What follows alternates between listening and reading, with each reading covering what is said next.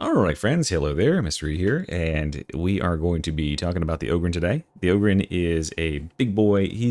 I don't know how popular he is these days, but I can certainly see why a lot of people are drawn to him first and foremost, to be a big brute, be bashing enemies around, and he, for his purposes, he's really good at that. So we're going to talk about today about how to level him effectively, the smoothest way you can possibly level this guy. He's actually kind of a powerhouse for leveling, much like the Arbides.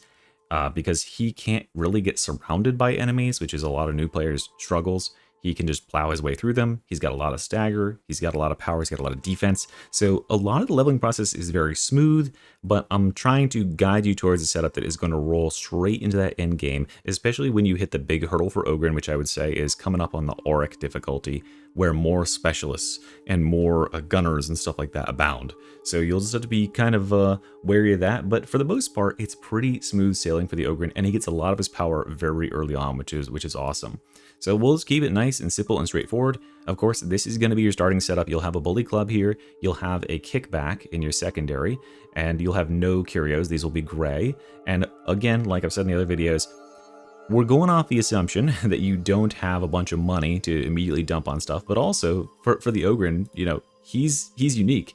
Even if you are a rich bastard and you have a ton of money, you can't have masteries for the Ogryn unless you've played the Ogryn, because he doesn't share any weapons. So you're stuck leveling with the rest of us, which is awesome.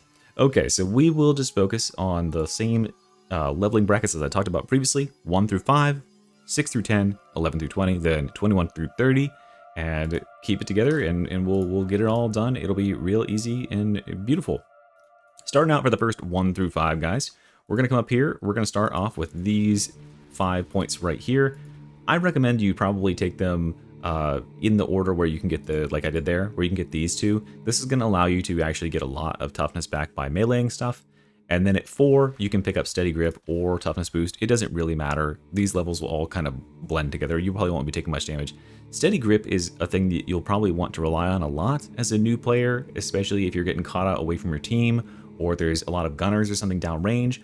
All you got to do to trigger this talent is just brace your gun, which just means doing this. Just clench your butt cheeks a little bit there, and just hold down the aim, and you'll be regenerating.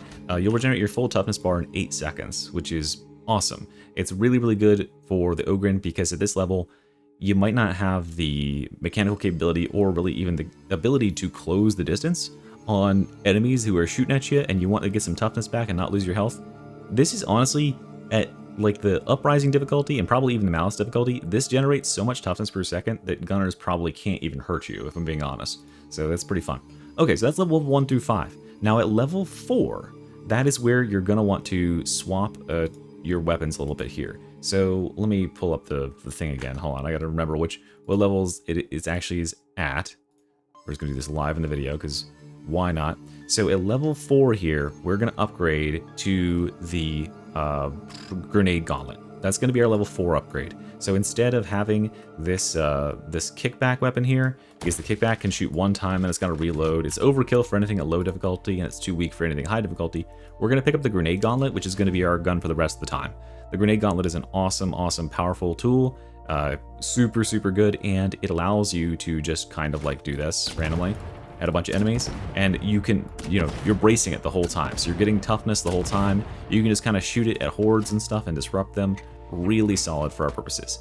And the talent, if you're leveling this up, the talent you'll want to target first, or the blessing you'll want to target first, is pinpointing target. That's the first one you'll want to get on here, and it's really the only one that really impacts the base power of this weapon at all. So just grab that first, and then you can get Glory Hunter second, and generally make it set up like this, with Maniac Flak. That'll help you with all of your gunner type enemies. Flak is like shotgunners and gunners and all that sort of stuff.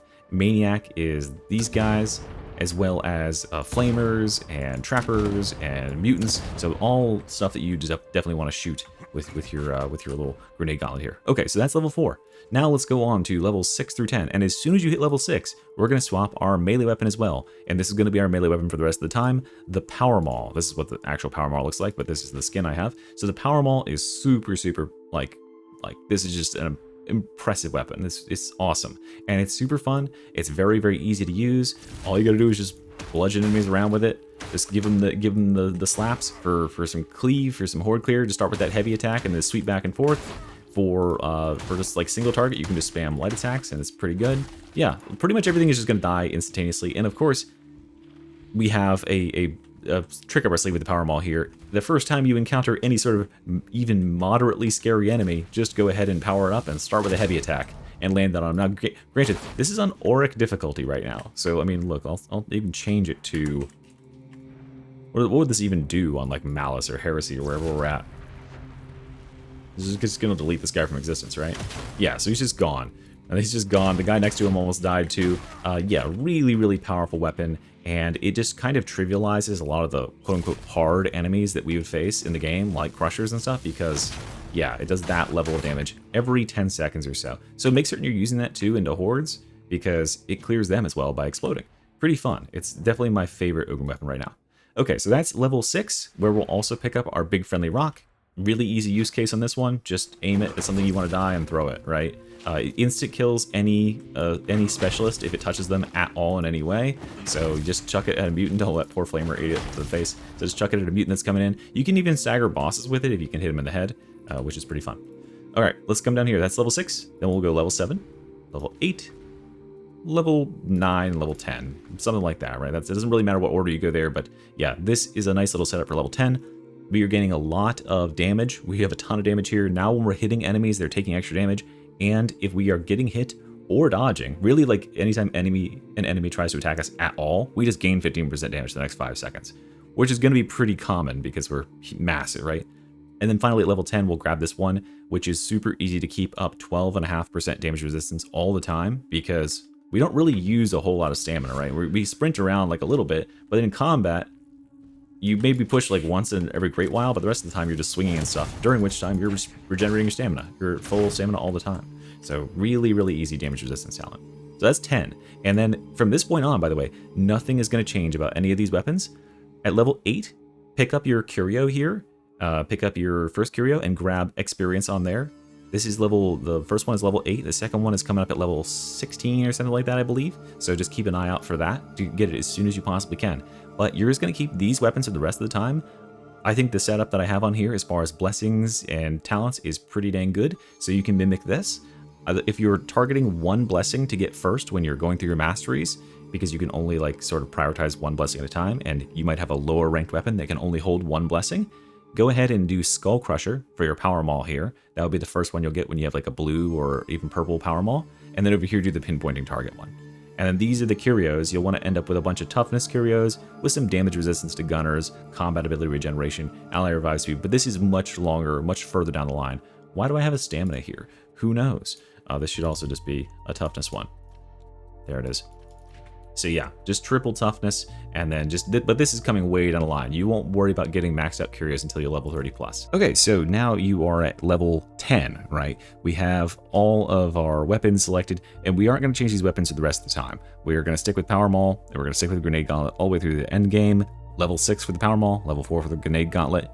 When you're leveling these things up, and you're going to your Masteries tree, the ones that you want to be targeting for blessings here, go for Skull Crusher first, as far as blessings on the Power Maul. And then for blessings on the Grenade Gauntlet, go for pinpointed target first. But if you're just going to carry these on to the end game, which I would definitely recommend, just take this and just literally just screenshot it right now. Literally just copy this down, take a picture, and make that be what your weapons look like when you're entered into the end game. Also, as you're on your way to level 10, make certain you are picking up that first curio at level 8. Get the 10% extra experience on there.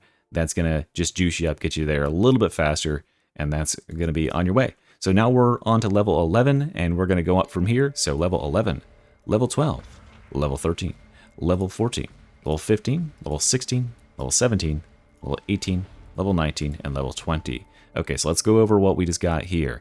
Now, right here, we just got our ability, Loyal Protector. This ability is super, super, super strong.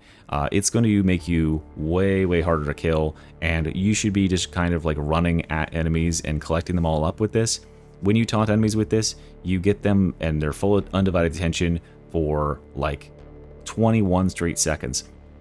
So they'll get like a red aura on their head. You can't see it when I don't have the enemies enabled to be taunted.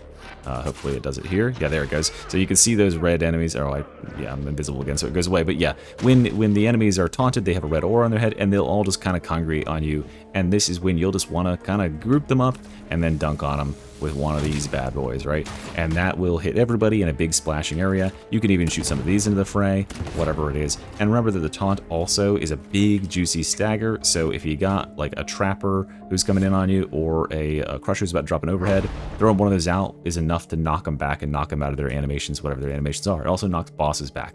And this is going to come up all the time because of Go Again. 2% on staggering enemies, which we do a lot. So watch my cooldown right now, right? I'm just going to go up here and I'm going to stagger some enemies. Look at the cooldown, right? This is without our additional cooldown. So if you just have enemies around and you're just doing this, it's so stupid. You get this up so fast, so you will constantly have this cooking. Just get in the fray, stagger stuff, be up there. I think you even get it just from like dodging at enemies, don't you? Yeah, just from dodging and pushing enemies over. That counts as staggering for light enemies. So yeah, you can just juice that and get it up all the time. Just be always taunting. Do not sit on this ability at all.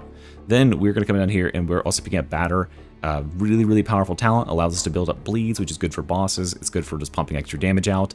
Just open up every attack on an enemy with a heavy attack is generally the way I do it, or a power attack, because heavy attacks give 4 stacks of bleed versus the 1 that you'll get from light attacks, and that will just scale really, really well with that Skull Crusher blessing that you absolutely should have on this mace at this point. By the way, yeah, to emphasize that again, as soon as you possibly can, upgrade this Power Maul to blue and get the Skull Crusher blessing on this thing, because it is such a powerful, powerful freaking talent.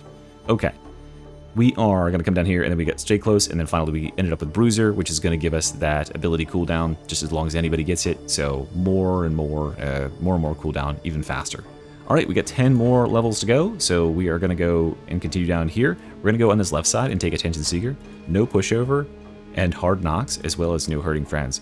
And then we're going to take the Keystone, Feel No Pain with the Pained Outburst and the Toughest Nodes. So with these points here, we are just getting a ton of tankiness through Feel No Pain. We are really, really hard to hurt. No Hurting Friends is going to be stacked up all the time, even more tankiness. And then Hard Knocks here, because we're staggering enemies so much, that's more damage taken by them from all of our all sources for melee damage.